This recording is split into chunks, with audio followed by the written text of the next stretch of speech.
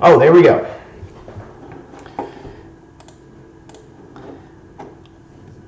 Everyone see me? It's really hard for me to know because there is a 19-second lag on this. So I'm just not sure if I have audio. Please let me know if you hear audio. And then when you do, it's going to take me another like 19 seconds to figure out if there's actually audio.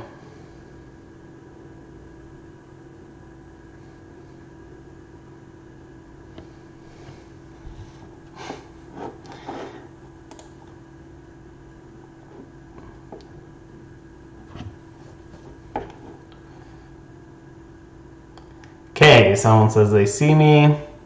Hopefully that means you can hear me. Well, I guess if you're responding, that means you can hear me. This is exciting. Yeah, all right. All right, there are people actually here. There's a whole 60 of you out of 350. Perfect. Oh, wait, there's 65. Okay, people are coming in. Maybe we'll give them a minute or two to get seated. We'll see how this goes. We are going to be using the PowerPoint that I've put on Canvas. You can see it right. I don't even know which direction I'm pointing now, but you'll be able to see. I'm going to have the PowerPoint displayed right here, but it's going to stay in this small box, I think, because no one really wants to sign up to just see that. Maybe they do.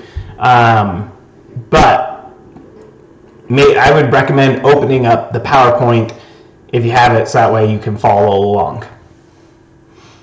Getting some comments in here. Great to see students showing up. Great to see that the concurrent viewer count is going up. Got 5 likes. I'm supposed to say, make sure you like this and subscribe, right? I don't know. People excited for the extended summer. It's just great. So fun. Anyway, I'm excited for this opportunity. You know, one of the problems that we're having right now is that a lot of the classes want to be able to stream using the software that Utah State has, but it can't handle everybody streaming at the same time. Oh, half of my face is being covered by the PowerPoint. Someone said. Let me position myself properly. Yeah, there we go. So there's only a limited amount of bandwidth that the university can handle, and it was not designed to let everybody live stream their class at the same time. That's a huge problem that we've got going on. Great question. Has the Federal Reserve devalued our currency? We are going to talk about the Federal Reserve, anonymous viewer. Thanks for asking that question. I've got former students coming in here. This is great. Toilet paper. We are going to talk about toilet paper. Don't worry. It's coming up here. This is exciting. It feels so weird to have a 19-second lag right now. And it's also weird just talking to my computer. This is bizarre. Okay. I think we're ready for this to start. Where we've leveled out at 86 concurrent viewers. Hopefully we'll get more people in, but I guess we'll go ahead and start. Welcome to the Management 1050 ASMR class. Here's some coins. You like that sound? Let me whisper to you. Let's talk about the establishment of the Federal Reserve. That's going to be creepy. Let's not go with that style. Okay. Let's go ahead and get started with establishing the Federal Reserve. And I have a Trump tweet available right here from over a year ago. Not over a year ago. This is just a few months old now that I realized. Trump is often talking about the Federal Reserve. And that hasn't stopped this week, right? Like Tuesday morning at least. I can't remember. I don't know. I don't follow his Twitter account. But he was just railing on the Federal Reserve on Tuesday. Last week, the Fed cut rates, and today there was a bit of Fed stimulus, right? Like the Federal Reserve is in the news right now. And the question is, what is it? What's going on here? Like, we're not going to go fully into what is the Federal Reserve, okay? But we will talk about the establishment of the Federal Reserve today. And so that is going to be our Here are some other critiques of the Federal Reserve. Ron Paul, back in, I think this book is from 2008, 2010 at the latest, said we should end the Fed. Ron Paul was running for president just a few years later, and he's saying we need to get rid of the Fed. A lot of people who support Bitcoin are huge opponents of the Fed. They want us to just get rid of it, and they say this is how we have a decentralized currency, one that's not going to go away in value, all these things. There's a huge push against the Fed in many circles. The question is, what is the Federal Reserve? Why do we have the Federal Reserve? What was it that brought the Federal Reserve into existence? And this is where we're going to start drawing on some of the things we talked about with the gold standard on Tuesday, because remember, we talked about disadvantages of the gold standard, and you're going to see those come through today as we talk about the Federal Reserve and why we would need a Federal Reserve. So that is the value proposition of today's lecture, is that by the end, you'll understand the events leading to the establishment of the Federal Reserve. We're not going to go into huge depth about what the Federal Reserve does, because we're going to talk about a world without the Federal Reserve and why they decided to create one. And then we're going to talk about the Great Depression, we're going to talk about recovery from the Great Depression, and we're going to talk about the Great Recession. In those three lectures, we'll get more into what does the Federal Reserve do, and that will help us understand just how all of these pieces come together. Obviously, it's really difficult for me to interact with you right now. Like normally, I'd be able to see your hands, or I would at least understand some responses, figure out where you're confused. As you see, people are already in the chat giving their questions. So if you have questions, let me know. But just be aware that there is a 19-second lag between when I read the question and when that question is answered on the stream. So we're going to have to deal a little bit with that. Let's see. So to start off this lecture, we're going to go through a bunch of finance terms. Okay, we want to be able to understand. We all want to be on the same page. I don't want to say some of these things and you'd be like, what the heck is going on? I don't know what that means. So the first half of this lecture is just understanding a lot of financial terms. Especially in the context in which we're talking about, so that way you can understand the actual issues that are at play here. So we're going to talk about the different types of banks, we're going to mention trusts, we're going to talk about fractional reserve banking, bank runs, we're going to talk about the difference between illiquid and insolvent, and then we're going to talk about purchasing versus shorting stocks. And a lot of the stuff, it's going to help you understand what's going on today, right? Like this lecture is so perfectly timed to help us understand the events going on in the world today. Now, what's going on in the Panic of 1907? Very, very different than what's going on today in one aspect. But in terms of what are the economic questions at issue here, like why would we have a Federal Reserve intervene? Those questions might, hopefully you'll get some answers to those questions through this lecture. So let's launch into the three types of financial institutions in the early 1900s. Now, there were three types. We're going to call them national banks, state banks, and trusts. And you don't really need to know the difference between national and state banks. Just know that there are banks, and we've got a question on whether there are bank runs and a wonderful life. Can we please not anticipate what's coming here? I will result back to ASMR, okay? Anyway. So, national banks, state banks, not a huge difference here. But the point, the thing that we care about is that they are subject to regulation. They are regulated by the government. They have specific laws they have to follow. And they're part of a network. They've got a network of banks that come together. And we talked a little bit about institutions like this, like the Safety Fund Act. Remember when we talked back on banking in New York back in the early 1800s? We talked about the Safety Fund Act and how that was a form of deposit insurance. That's not exactly what's going on here, but there's a network that provides safety for people if they need it, where they're connected to each other, and if they get into trouble, they can come together and help each other. Banks are a part of this. There's another institution called trusts. Trusts are big financial holding companies. The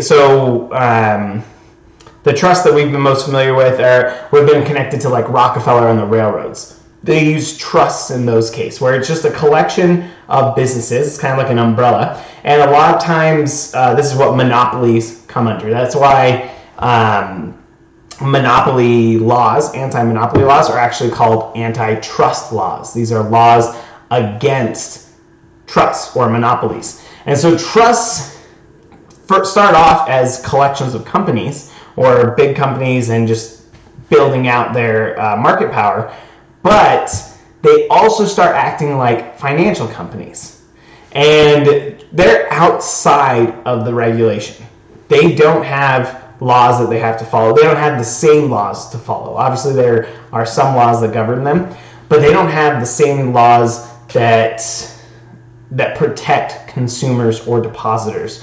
And they can't get access to emergency funds. And this is a really important difference. Okay, so the difference between trusts and banks is going to come to this point of not being subject to regulation and not having access to the emergency funds. This is really important. And this is just to foreshadow what's coming when we get to the Great Recession. We're going to see parallels to what's going on here. We're going to have banks and we're going to have shadow banks. And they're going to be subject to regulation and not subject to regulation. And that ends up being the same issue that comes up in 2008 when we're worried about that financial panic. Okay, so banks, subject to regulation, have access to emergency funds. Panics don't have either of these. They're not regulated. They also don't have access to the emergency funds. And what we can see is that trusts are growing very rapidly from 1897 up to 1907. So I've got the total assets in each type of financial institution in this table at the bottom of the slide. In 1897, $915 million were in national banks, and that grows to $1.8 billion. So it's doubled from 1897 to 1907. It also roughly doubles. It's just less than doubling in state banks. And then in trust, though, you see that it has tripled, maybe quadrupled, just shy of quadrupling the number of assets in there, right? Trusts are growing incredibly fast. People are putting more of their assets in these institutions, but these are institutions that are unregulated and they don't have access to emergency funding. So, the foreshadowing is if something happens to trusts, people are not, there's just not a lot protecting the depositors. What's the main regulation that we're worried about here? The one that I focus on is fractional reserve banking. Fractional reserve banking means that, it deals with the money that's sitting in the bank. When you deposit money in a bank, that cash sitting in a vault does nothing. It's worthless, right? Like, that's just money sitting there. It's the same if you stuffed it under your mattress, right? Like, it's not earning any interest. The bank wants to lend that money out because every dollar that leaves the bank and goes to some sort of project is going to earn interest. So if I lend my money out to a bakery, then the bakery uses that to grow their business. And then because they grew their business, they're going to pay that loan back, and we're going to they'll pay interest on that. So the bank makes money off of lending that money out. So the bank wants to get as much money out to borrowers as it can, because remember, banks are like Tinder for money, right? The point of the banks is to match money from savers to opportunities with borrowers, and then they're going to make some profit off of that. So the bank's incentive is to get as much money out into the world as possible. They make that money. The reason why is because they charge interest on their loans. But if they lend out too much money, you can't lend out all of it because depositors want access to their money, right? So I want to know that if I put my money in this bank, that I can get that money out when I need it. And today, I don't think we think about it that much because we have credit cards, we have debit cards, we have access to all this digital currency. But back then, like, you needed cash every time you did something like this. So you wanted to make sure that when you went to a bank and they said they had money for you, that that money was actually there and available for you. So you have to balance this. The banks have to have this balance between getting money out so it can earn interest and then holding on to money to make sure that depositors can get their money. Let me pause and see some of these questions that have come up. Next Tuesday's lecture is canceled. No. We're doing lectures like this. We're fine. But do remember that we only have one lecture next week. We had already only planned to have one lecture, so we will still only have one lecture next week. Can we get the history of calls and puts? We're going to get at that with these financial terms, with long buying and shorting stocks. And can't someone do that without the bank acting as a middleman? Yes, people can do these kind of functions, and that's, I mean, you always have a middleman, right? So anybody who does this kind of function is acting as a bank, right? Now, they might not be a formal institution. The formal institution gives them some powers, but also subjects them to regulation. That's where trusts come in, right? Trusts are basically doing this without having the regulations encumbering them. And in some ways, that's great for them. But then, again, what we're going to see is that it can cause big problems. So fractional reserve banking is you hold some money in your vault. You hold a fraction of your money in your vault. And then you send the rest of the money out into the world to be borrowed. So banks have an incentive to keep some of their money, but actually, because they have that incentive to get rid of as much money as they can, they have the regulation that they're subject to is called a reserve requirement. It's the fraction of the bank's liabilities that the bank must have as cash on hand.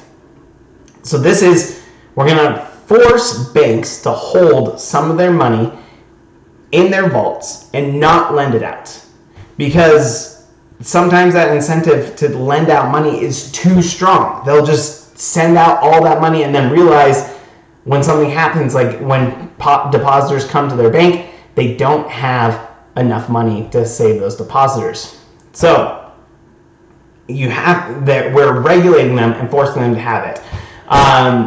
But these are just banks. So the state and national banks, they have this reserve requirement. And historically in cities, this was a 25% requirement. So for every $100 somebody deposited in your bank, $25 had to be kept in the vault. You can only lend out $75. Today, that reserve requirement is down to 10%. You can lend out $90 and keep $10 in the bank. But trusts do not have a reserve requirement. They're not banks. This only applies to banks. So trusts, someone asked if trusts and cartels are basically the same. Sometimes cartels were working through trusts. The idea is a trust is a big financial institution, sometimes a business that's not a bank. Not the type of bank that you think of when you think, I have to go deposit something in the bank, let me go put it in. What we're thinking of is just a big institution that is taking people's money and then is investing that money, but not a bank. It acts just like a bank, but is not a bank. It doesn't have, some of those distinctions we're going to get into in the Great Depression, so I'm not going to dive into that. Getting some question about turning down my mic. Let me turn it down just a little bit, see if that's better. It's a little hard in this room because it is echoey. It's not soundproof for doing this kind of live stream, but that's the kind of thing that we're working with. So, on the reserve requirement, main idea, banks, whether it's state or national banks, have a reserve requirement. They are forced to have a certain amount of their liabilities in the vault at all times. In the vault, well, yes, at this time in the vault. The trusts are not subject to this regulation. Okay, good questions here. What happens if that 10% reserve runs out? Anytime you fall below that reserve requirement, you could hit a penalty. And in fact, this is what we're going to get into a lot of this when the Fed is actually established. And we can talk about overnight lending there. We're going to talk about that in the Great Depression, which is going to be in 2 weeks. So next week, we're going to talk about migration. And then the week after, we're going to talk about the Great Depression and the recovery.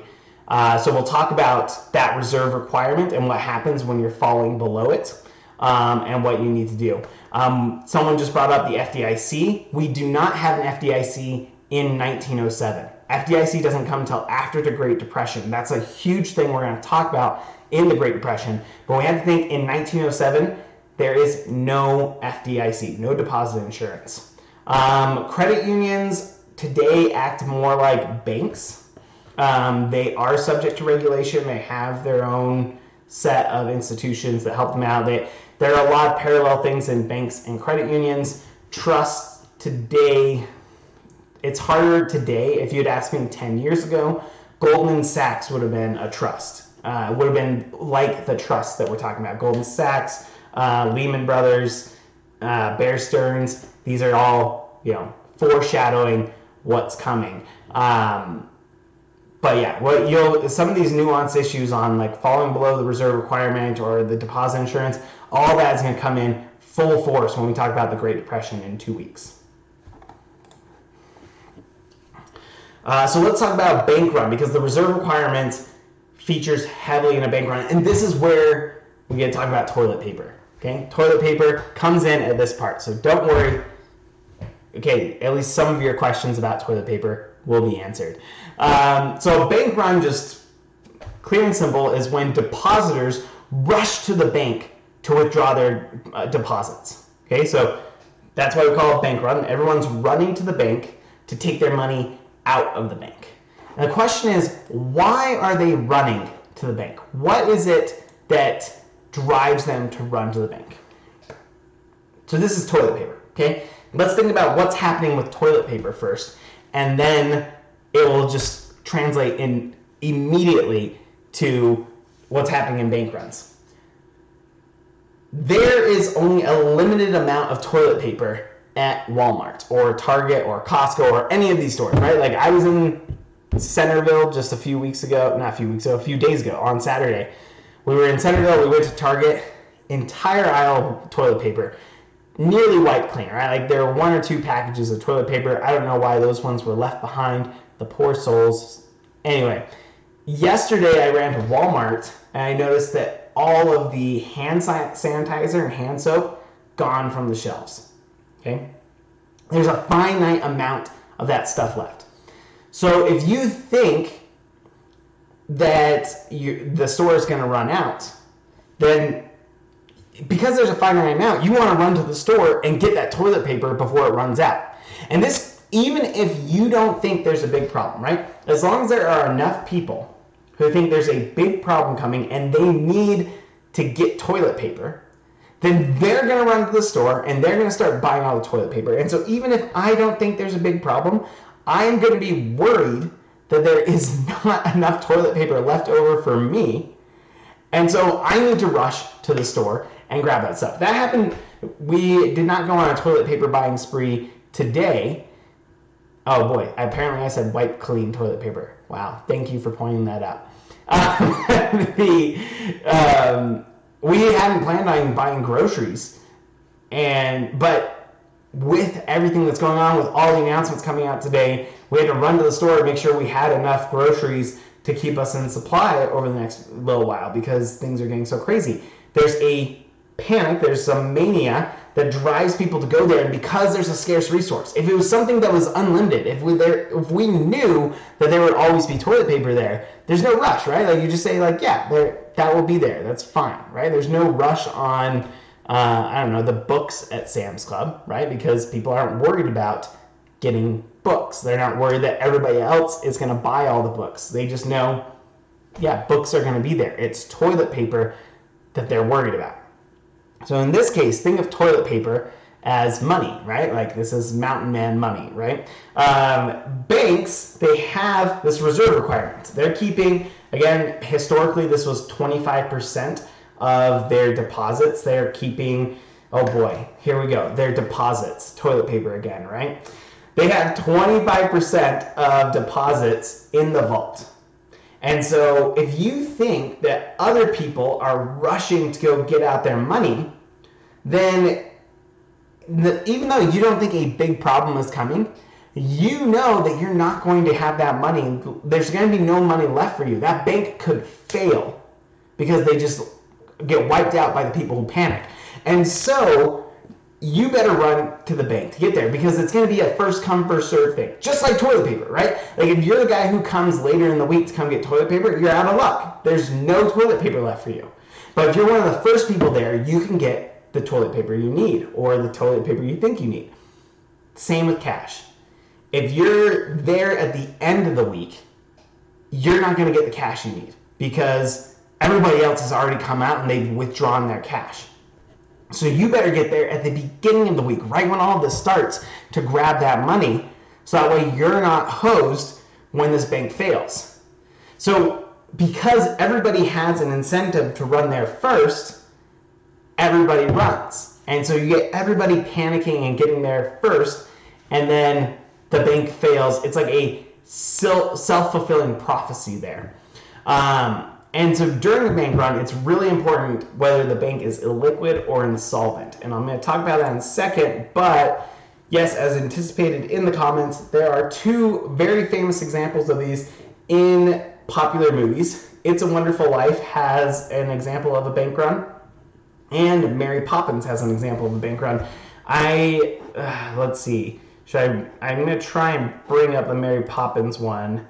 I don't know if we'll be able to hear the audio on this one. So let me, there, we've got this one. Let me try playing this bank run and seeing what happens.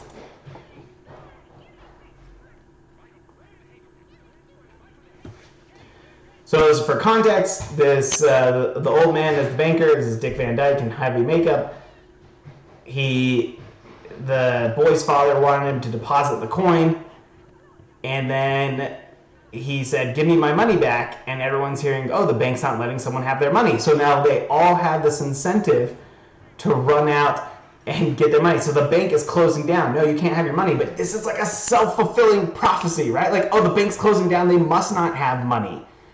And so then you get all these people just coming in trying to get their money. And let's see, where are the kids running out?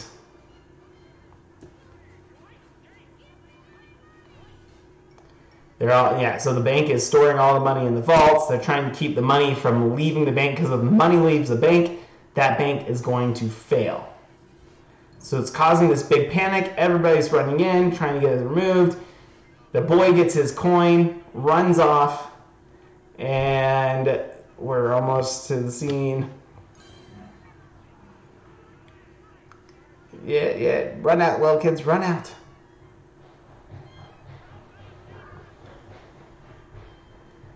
Okay, and now we have everybody rushing up. Okay, so this isn't the best picture, but you can see, you just have this ridiculous scene, right? This just feels like a movie, right? Like, okay, this is what bank runs feel like, as everybody is rushing up, trying to get their money out of the bank. This is a great image to have in our mind when we talk about bank runs. Let's go ahead and turn that off. Let me go check on... Yeah, no audio on the video. I was worried about that. Sorry. That's why I also had the narration going on top of it. But I've got the links to the videos right there in the PowerPoint. So if you want to watch those and get just like the cultural idea behind bank runs, they're both there. It's a Wonderful Life is there as well. Also an example of a bank run. And what I like about the It's a Wonderful Life clip,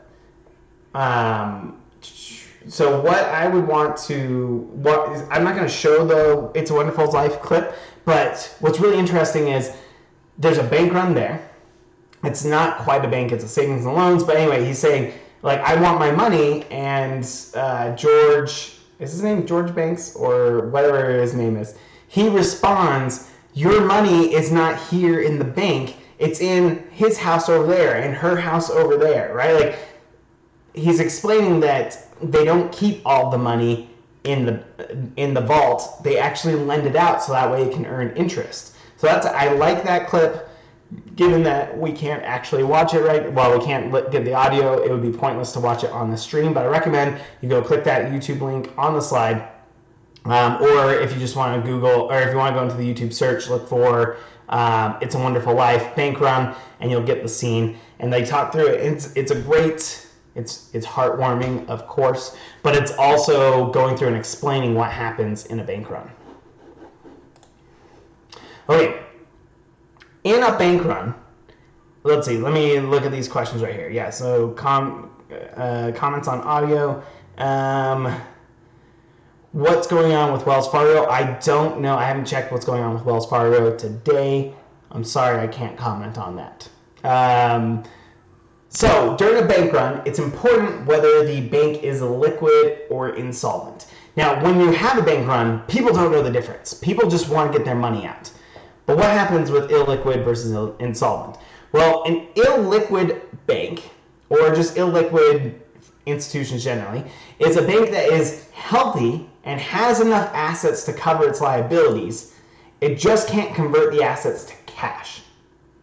Okay, so they have money in investments around the world. They have enough money to cover their liabilities, but it's just going to take a while for it to convert to cash. That's why I like this image of the $100 bill in a block of ice, because that's how it really helps me understand this term. Illiquid means that it's not liquid, which means it's solid or frozen. So this cash, it exists, it's just frozen right now. It's stuck somewhere, and it's going to take time for that thing to melt for me to get it. And that's the same thing going on here, right? These banks, they have money, but that money is locked up in somebody's mortgage, which is why if we watch the It's a Wonderful Life clip, your money isn't in this vault, it's in that person's house. And that person's house is illiquid, right? Like, the money exists and that person is paying the loan off. But it takes time. Like, so let's say it's $20,000. You lend out $20,000 for somebody to buy a house, and they're paying it off over time. They have the money. There's a $20,000 stream of income coming. But if you were trying to get all $20,000 today, you just couldn't get it because it's locked up in the house. It's frozen in that house.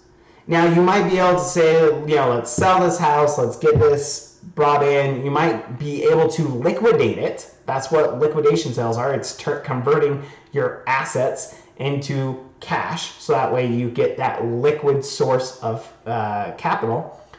You might be able to liquidate it, but it's probably going to take time. That's why this image of money frozen in a block of ice really works for me.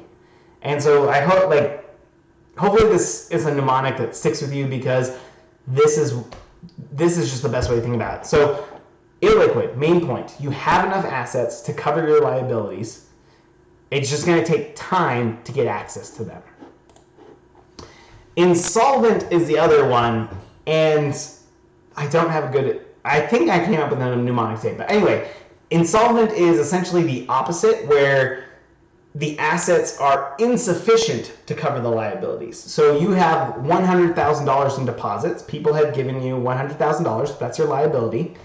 And you only have assets that are worth $50,000. So if you were to take all of your assets, turn them into cash, and pay money to everybody, you would only be able to cover half of the deposits. This is obviously a bad situation to be in. So insolvent, so I put this it's not solvent, it's unable to dissolve.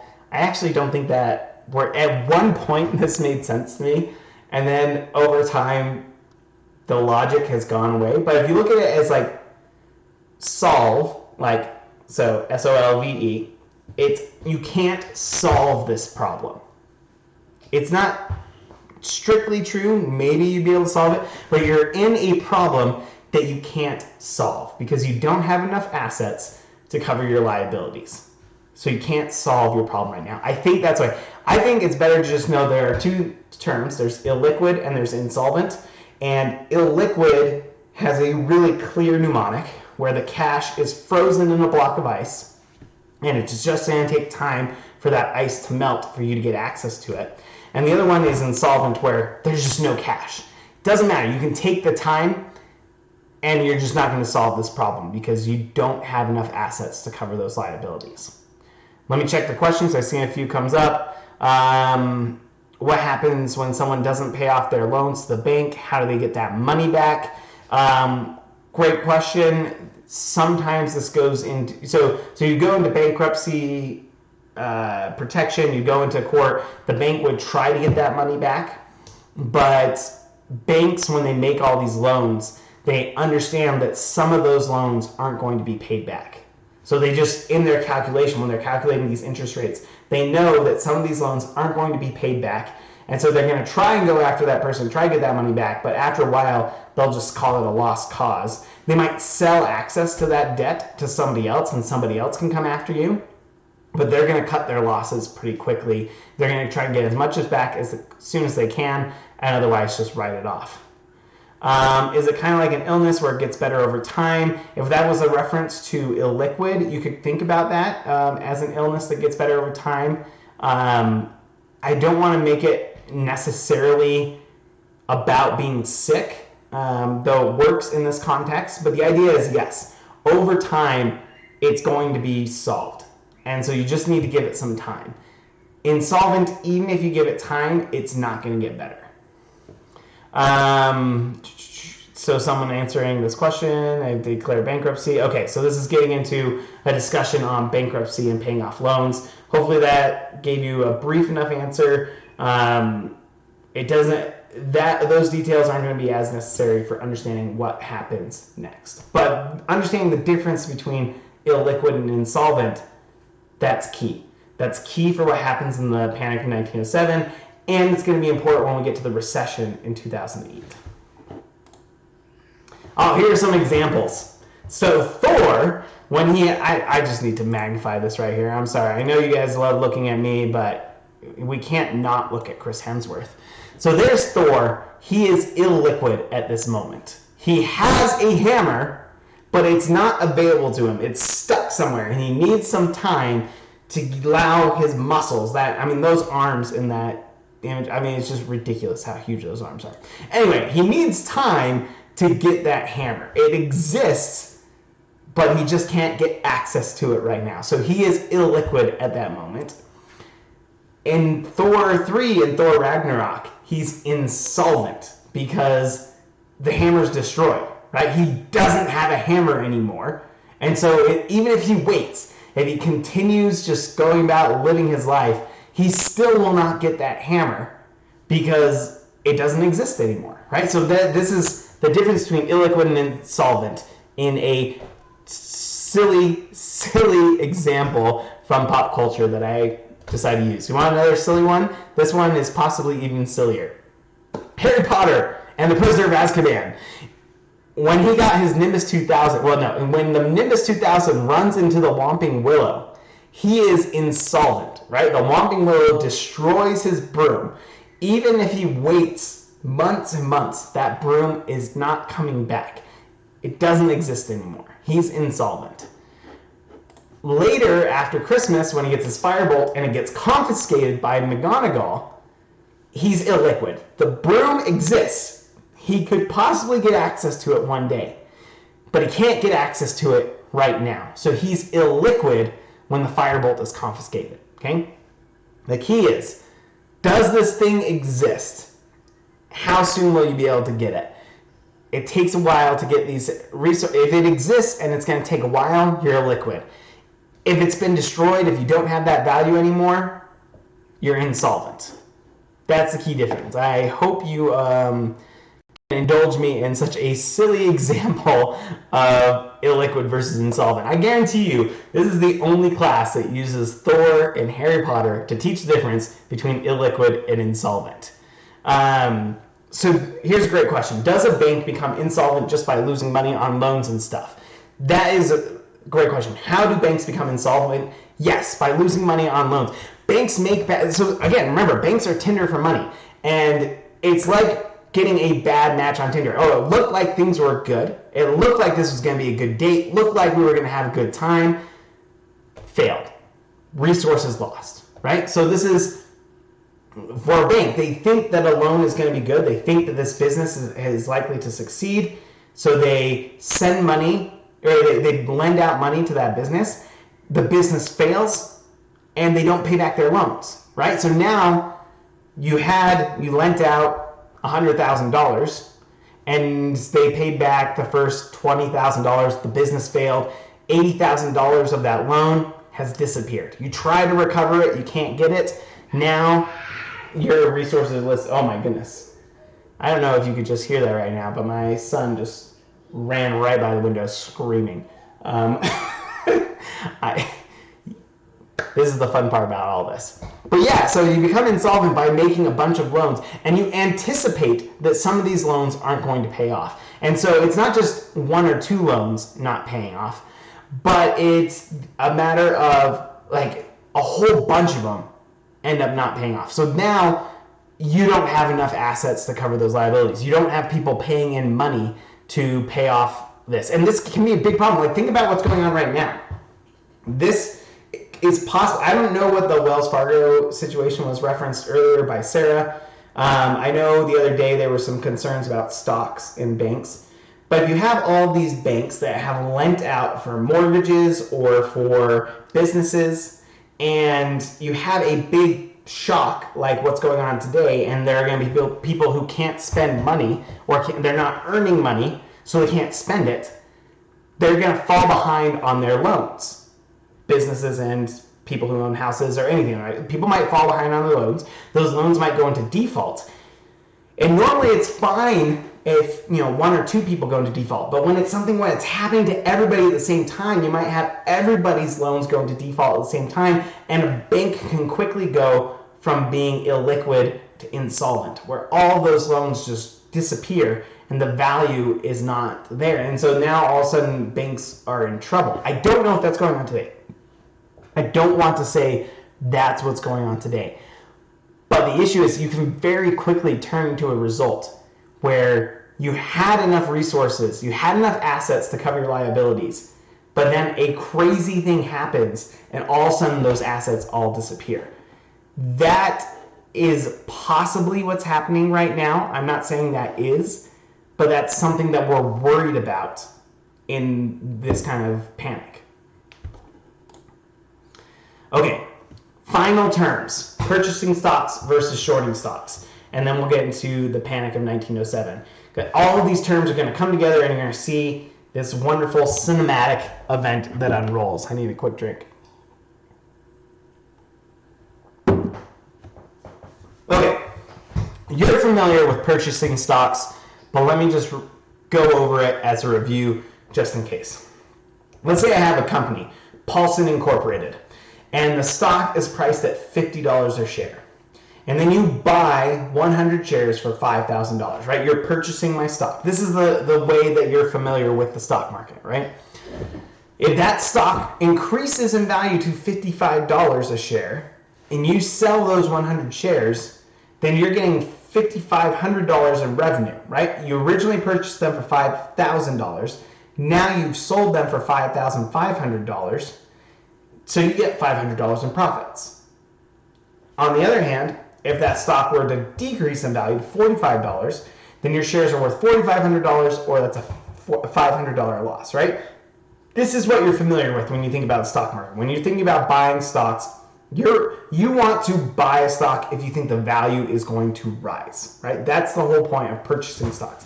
If you think this company is going to succeed, if you think they're likely to grow, then you want to buy right now while it's cheap, and then as they grow, you'll get to profit from that. And if you think that this company is going to fail, you want to sell your stocks right now, so that way you get rid of your participation in that company. But the idea is you make money if the stock price goes up. I should look up the difference between calls and puts, because this is crucial at this moment.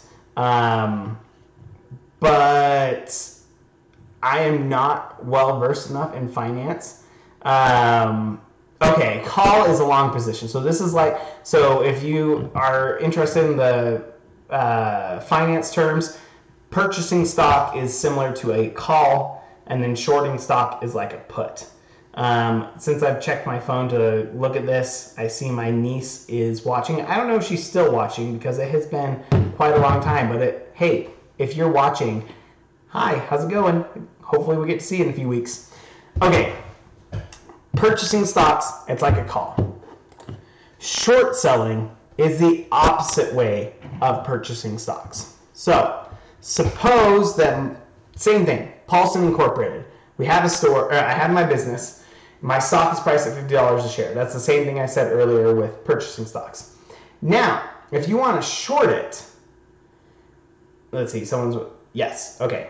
If you want to short this stock, you might borrow 100 shares and sell them to a buyer for $50 a share.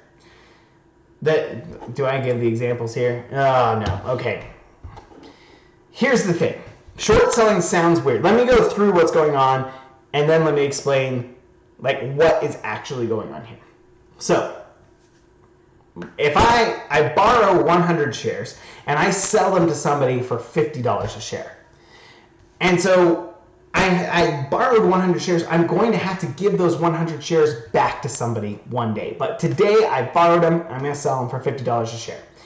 The stock declines, and now I can go out and I can buy 100 shares at $45 a share and then give them back. So I sold the borrowed stocks at $5,000, and then I bought stocks to replace that at $4,500, so I've got a $500 profit. Okay, this is always difficult to understand. Let me try to get a good example for this. I wish I had a roll of toilet paper, because we might as well use toilet paper for the example, given the current situation. Okay, here's the deal. You see that toilet paper is super valuable right now because it's sold out. But we're going to pretend this remote control is toilet paper. Please don't actually use remote controls as toilet paper. It is not recommended by any agency. Anyway, we're going to pretend like this is the physical toilet paper. Okay? There is a physical item, just like stocks, there's going to be a physical item. I have a neighbor who has toilet paper.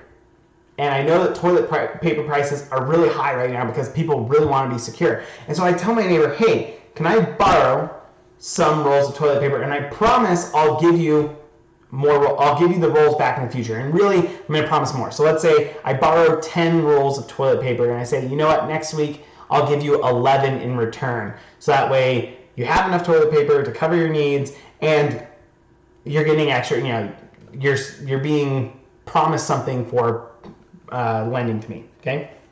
So then I take the toilet paper, I take the 11 rolls, and I look for these people who are going crazy and saying they need toilet paper, they're willing to pay any price for toilet paper. And I say, look, buy my toilet paper right now, it's at a high price, buy it. I sell them the toilet paper, and I sell it for a ton of money, right? Let's say I sell it for $50. Now I wait 1 week, and the stores are restocked. The panic has subsided. And so toilet paper prices, I can get the same pack for $10 today, just to keep the number simple. So I go back and I buy a pack of toilet paper for $10, and I give my neighbor the 11 rolls I promised. Well, I sold those rolls at $50, and then I replaced them by buying them for $10. So I've made a $40 profit on these, right? Because the price went down over time. Today, the price was really high.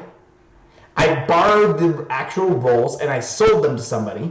And then, because I waited a week, I got them I bought the replacement rolls at a low price, and then I gave my neighbor the rolls back with a little bit of interest to make sure that they were covered for their troubles.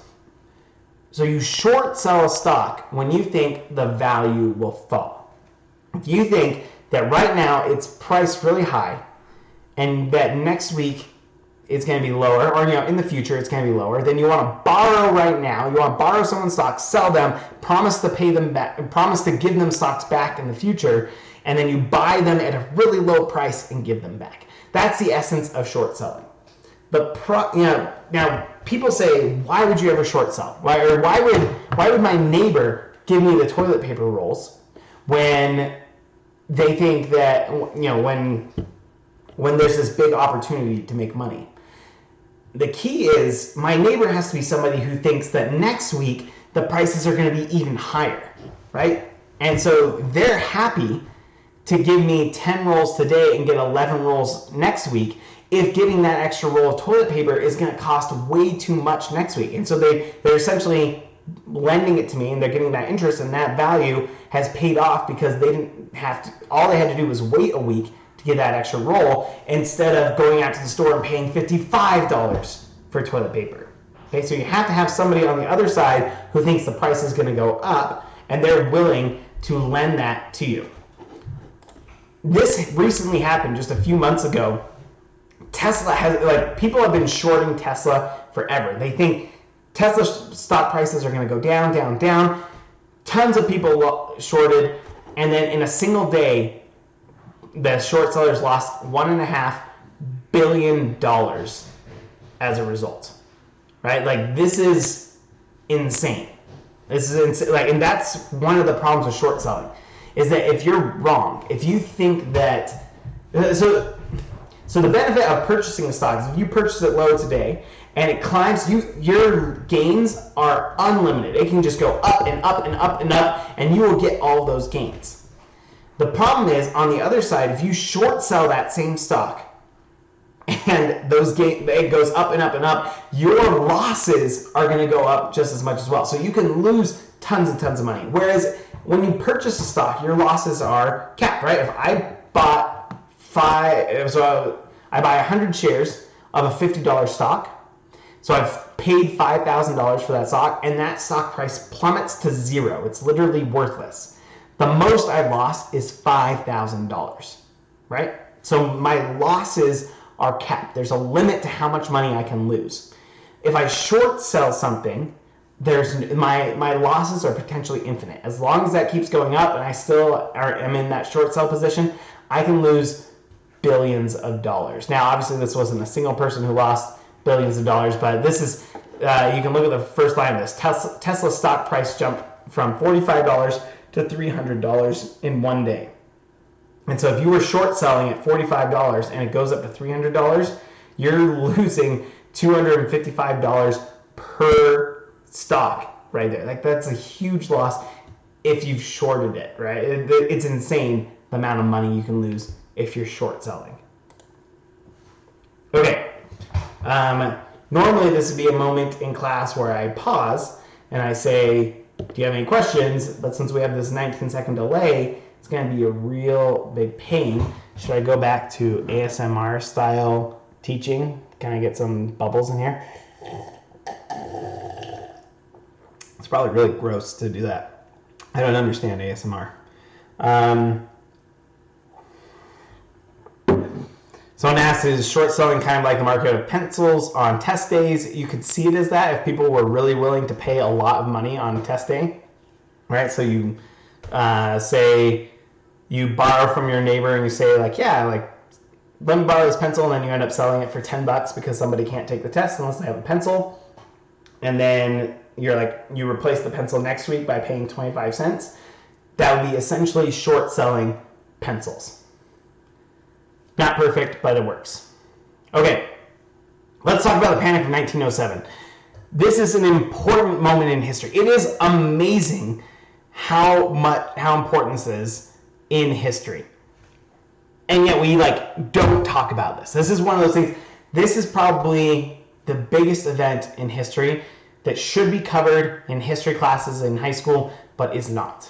I think that it is on par with events that led to the American Revolution. Because we talk about, in these classes, we talk about the establishment of our government, the Constitution, the executive branch, the legislative branch, the judicial branch, right? We know that these are really important branches, and we know that that comes from us getting independence and setting up that Constitution.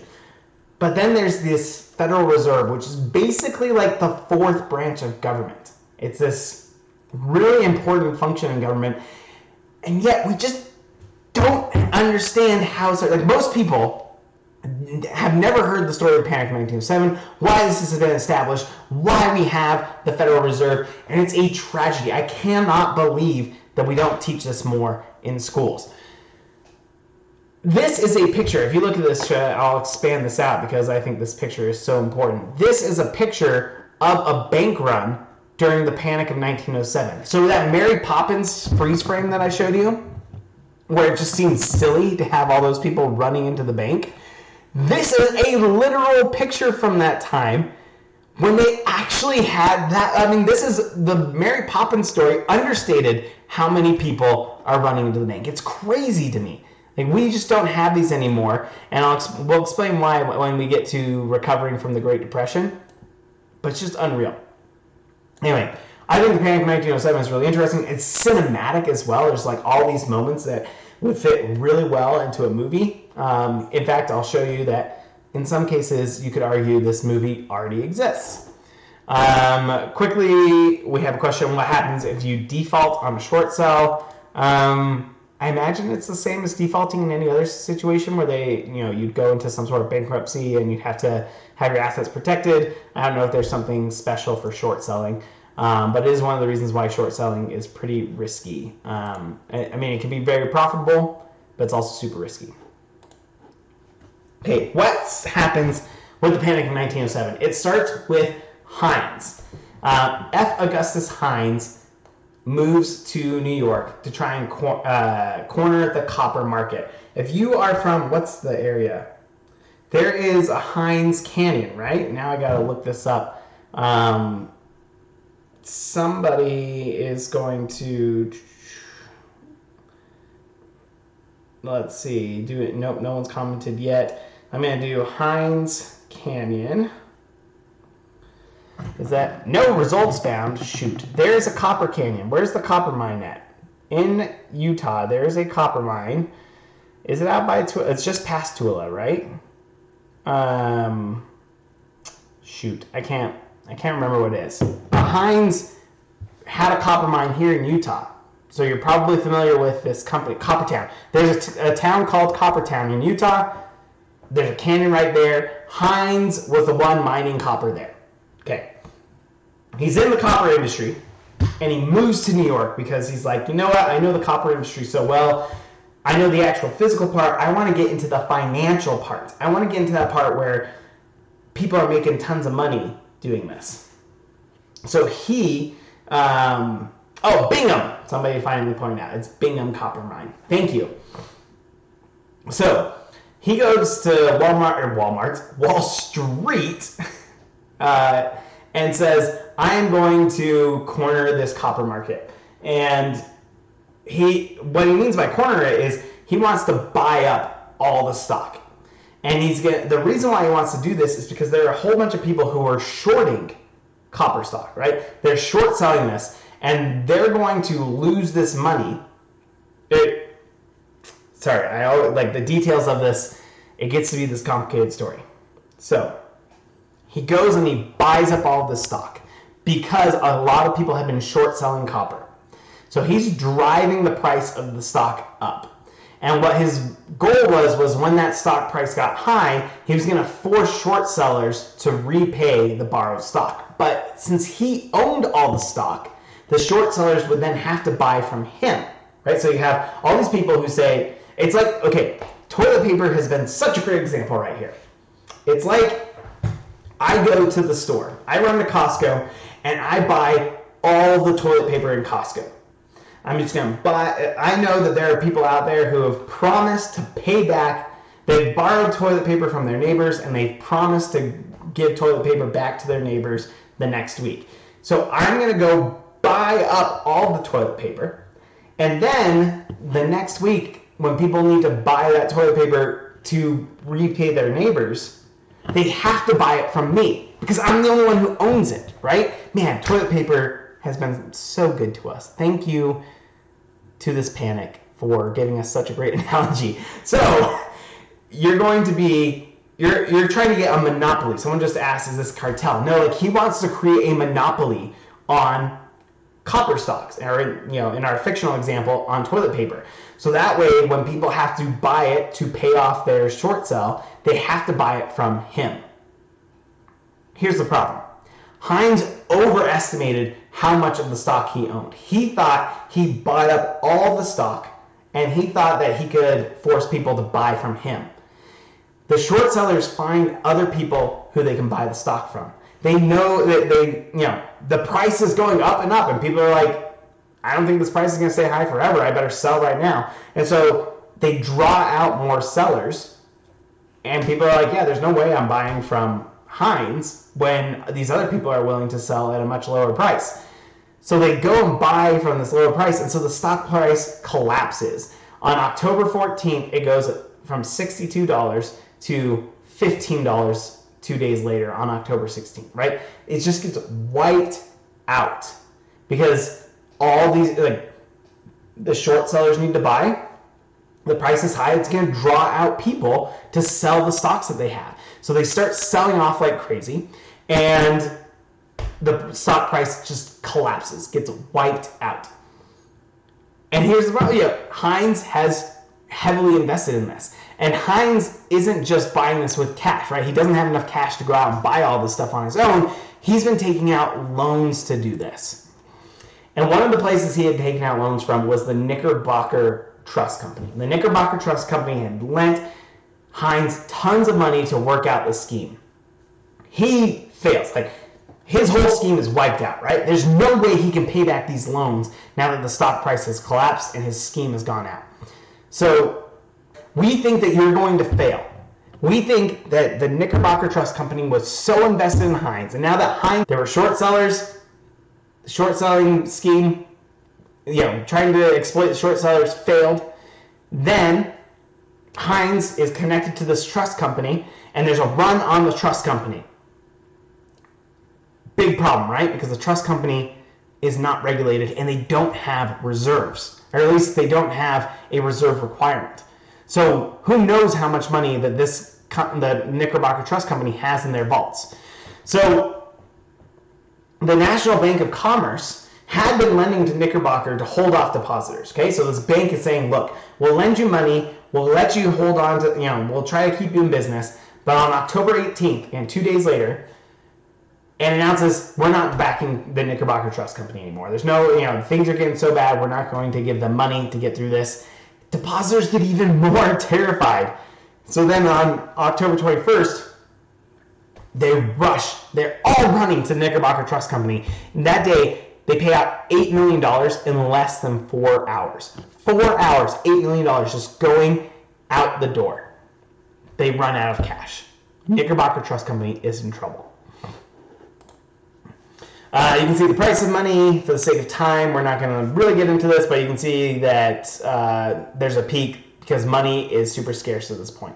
This is where JP Morgan comes in. Yes, so if you've heard of JP Morgan Bank, this is the JP Morgan named after J. Pierpont Morgan. He's a banker. He led corporate consolidation in the U.S. He was bringing together all these companies. He had this management genius where he knew how to combine all of these companies. So between 1894 and 1904, he merged 1,800 companies into just 93 companies. Okay, so he's this management genius.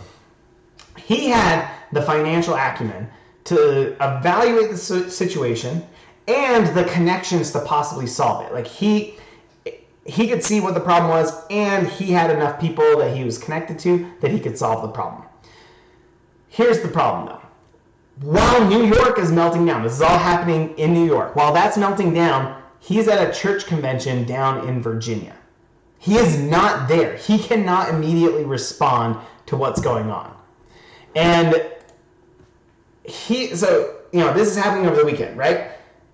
On Sunday, he's in Virginia, and he has to take his private train back to New York. But the train can't go too fast. This is one of these moments in a movie that would just work out so well. Because you have, the problem is that if he comes back too fast, it's going to cause more panic, right? He needs to get back. But if people know, hey, JP Morgan left his conference to come here, he came as fast as he could. Now people are like, holy crap, this is way worse than I thought it was. And so then that's going to instill more panic, right? It's the same thing that's going on today, right? Like, maybe not exactly the same.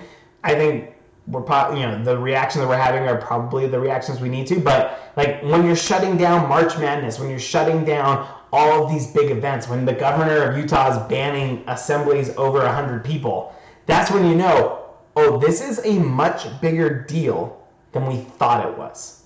And now like people are getting more worried, and now the stores are getting more people rushing for toilet paper, so on and so forth, right? So Morgan doesn't want to incite more panic, so he takes this super slow train back just to be leisurely about it, but he needs to get there.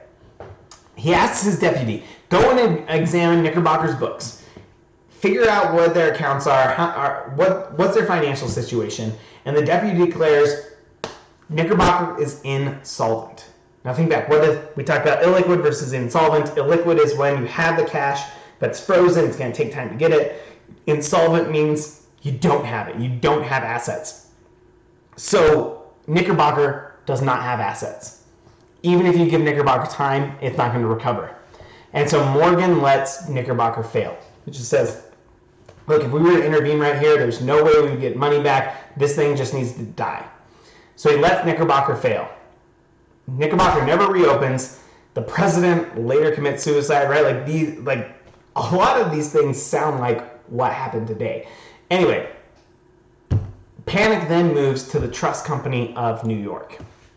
The Trust Company of New York on Tuesday, October 22nd, has $1.5 million withdrawn from the Trust Company of New York. Now, I don't remember off the top of my head why it moves to the Trust Company of New York. I think this just gets to be that panic, right? Like, oh, Walmart is running out of toilet paper, so we need to run to Sam's Club, right? Like if you're worried that one place is running out, you then worry about the next one, right? This is a trust just failed. Knickerbocker Trust Company just failed. They didn't have enough reserves to cover the depositors that came in. Now there's another trust company who might be tied up in this. Let's make sure that we withdraw our money. So October 22nd, $1.5 million is withdrawn. People, they might not think that things are so bad, but then the New York Times publishes an article on Wednesday, October 23rd, the next day, and they say, you know what? Yeah, Knickerbocker was bad, but I think that it's the Trust Company of New York that's going to be the next bank or the next trust that fails, right? Like, which then becomes a self-fulfilling prophecy, right? Like, everyone's like, holy crap, Trust Company of New York is going to fail. We just saw what happened to Knickerbocker. I'm running to the Trust Company of New York. And so on that day, $13 million is withdrawn. Just leaves. People are like, there's no way I'm trusting it in this trust. This is crazy, right? So then over the next 2 weeks, depositors withdraw $47.5 million from the Trust Company of New York. Just people are just so worried about their money. They're just withdrawing like crazy. Morgan steps in again. JP Morgan says to the deputy, figure out what Trust Company of New York's situation is. The deputy comes back and says, it is illiquid. Remember, illiquid. There's money there. It's frozen. Just give it time. It'll get it.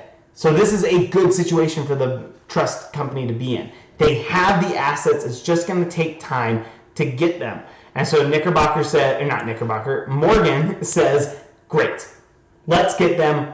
We're in business. Let's bail them out. So Morgan coordinates this big effort to come in and save the Trust Company of New York. The panic doesn't stop. It keeps going a little bit longer, but now the solution is found. Morgan is going to coordinate efforts to rescue these failing financial institutions. That's the big deal right there, okay? JP Morgan becomes a hero overnight. He's, crowds cheered for him as he walks down Wall Street. People are like, this is the hero. He's the man who saved America. But suddenly, the country becomes very scared that one man has so much power. Right? It's just insane that our entire financial situation relied on whether this guy was able to pull off what he did. What's crazy about this is that Morgan, at various times, he was bringing the government to his offices in New York. He wasn't going to the White House and answering to the president or any elected officials. It was those guys coming to him, and he was like, this is what we're going to do. And people are like, wow, all of this relied on one guy, this billionaire, he's the one getting us through the situation. What are we going to do the next time a crisis happens? Now, I said this would make such a good movie. And let me argue that this has actually already been made into a movie twice. It's Batman versus Superman or Civil War, right? Like, Batman looks at Superman, who's like JP Morgan, and JP Morgan, hey, if one person has all that power, what's going to happen if they decide to use it another way, or what if we don't have them? He's worried about the power there. Same with Civil War, right? Like, we don't want this one person who has no restraints on what they do. They just get to do whatever they want. We need to stop them. We need to bring them in and regulate them. It's the same type of conflict that happened right after the Panic of 1907.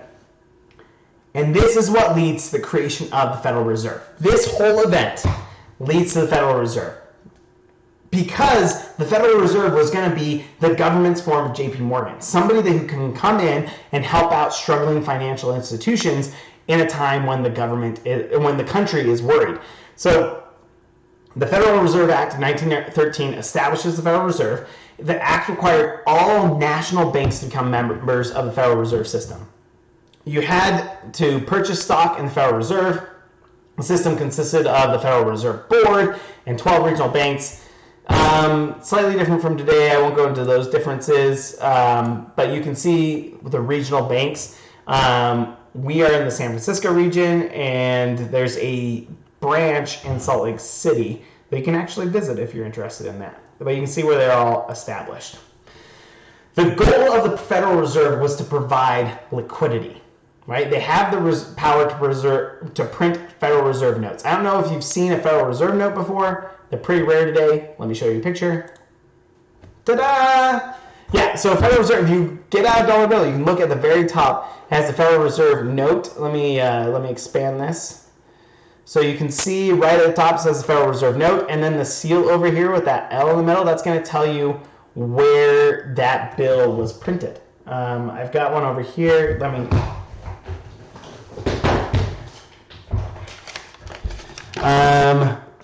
Let's see. Can you see right there that, I don't know if it's going to focus, but that H right there means that it was printed in St. Louis, Missouri. Okay, so these are Federal Reserve notes. The Federal Reserve has the power to print bills. This is important because it provides liquidity. They're the lender of last resort. These banks are failing. They need money, and so what the Federal Reserve can do is give them money. It can not, but it doesn't literally give them money. It lends them the money. It says, here you go. You have people rushing on you. Here's money, cover it for a little bit, and then pay us back once you can liquidate those resources. Once you can sell off those assets, you'll be able to pay it back to us. There's all these issues about going to the Federal Reserve. For the sake of time, I know that we're running up on our time. I'm not going to go into that. But the Fed has a mandate. The Federal Reserve Act gave the mandate to provide maximum employment and stable prices. And they also moderate long-term interest rates. So these things work together. You want to make sure that you don't have too much inflation, right? That was the goal of the gold standard, was to moderate inflation. But if you're on the gold standard, there's no way for the government to provide the liquidity you need. You can't print the money and give it to banks in that emergency because you're constrained by how much gold you have. In this case, you can print the money, you give it to the banks. Actually, now that I'm thinking about it, we're still on the gold standard at this point. But the idea is you have that money available. The Fed has that ability to go give them the liquidity they need. And then they have to pay back the Fed later on. This also makes sure that we have maximum employment. One last point on this. We have Fed independence. The Federal Reserve acts independently of the rest of the government. So the President of the United States nominates the chair of the Federal Reserve. Today's chair is Jerome Powell, J. Powell. And then the Senate approves that chair. And Congress kind of has overall oversight. But after that, it's the Fed. The Fed is an independent organization. It doesn't have to necessarily answer to the rest of the government. And this is good. This is really important. And I think right now we're seeing it more than ever. Last week, the Fed already acted in response to this panic, right? They realized, people are worried about whether they're going to have access to employment, whether they have access to resources. Banks and businesses might fail. They cut interest rates by 0.5 point. We're going to talk about what that means when we get to the Great Depression. But Congress right now is not doing anything. Congress is totally immobile. Congress this morning was talking about taking a recess and all going home in the middle of this crazy panic, right? Like, it's good that the Fed can just act on its own and doesn't have to have all this congressional bureaucracy there, especially because we don't want our monetary policy being driven by politics. We want it being driven by sound economics. And so it's a good thing we don't have the Fed driven by politicians. We've had pretty good, wise people in charge. So that's the end of today's lecture. We'll see how many of these online lectures we'll do. Next week, for sure, we're going to have one. It's going to be on migration. There is a reading for next week. Check on Canvas. It's already there. It's going to be the Ron Abramitsky and Leah Buston paper on migration. And we will talk then. I think if you have any questions, feel free to email me or email the TAs. And thanks for participating in the stream today.